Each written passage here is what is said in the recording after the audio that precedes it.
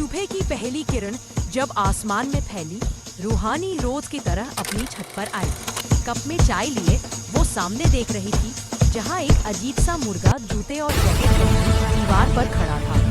सबको वो मजाक लगता था, पर रूहानी को कुछ अलग महसूस हुआ। रूहानी मुस्कुराकर बोली, अरे तुम ऐसे कपड़े क्यों पहनते हो? तुम तो पंछी हो ना। मुर्गा धीरे से बोला, कभी था अब नहीं। उसकी आवाज में इंसानी दर्द था।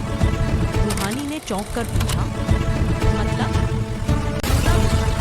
मैं पहले इंसान था, अपनी गलती से ये हुआ। उसने बताया कि वो एक वैज्ञानिक था जिसने जानवरों पर प्रयोग करते करते खुद को ही बदल डाला।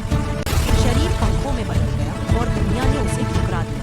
बस छतों पर रह गया, अपनी ही गलती का कैदी बन गया। रूहानी ने उसकी बात सुनी और बस मुस्कुराई। वो रोज उसे दाना देती, उससे बातें करती। धीरे धीरे वो मुर्गा फिर से मुस्कुराने लगा।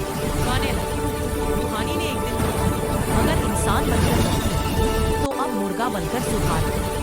मुर्गा हल्के से हंसते हुए बोला, शायद तुम्हारा प्यार ही मेरी सजा का इलाज है। फिर एक रात बिजली चमकी, मुर्गा बारिश में खड़ा था। उसके चारों तरफ एक अजीब सी रोशनी फैलने लगी। रूहानी ने दरवाजे से देखा और चिल्ला उठी, नहीं, क्या हो रहा है? पंख उड़ रहे थे। रोशनी तेज होती गई और वहां अब एक इंसान खड़ा था, आंसुओं में भीगा लेकिन आजाद। रूहानी ने कांपती आवाज में कहा, तुम वापस? वो मुस्कुराया, हाँ, अब पंखों का बोझ उतर गया, अब मैं झूठ नहीं बोलूंगा। रूहानी ने धीरे से कहा, तुम्हें पंखों की नहीं, सच्चाई की जरूरत थी। सुबह हुई, सूरज निकला।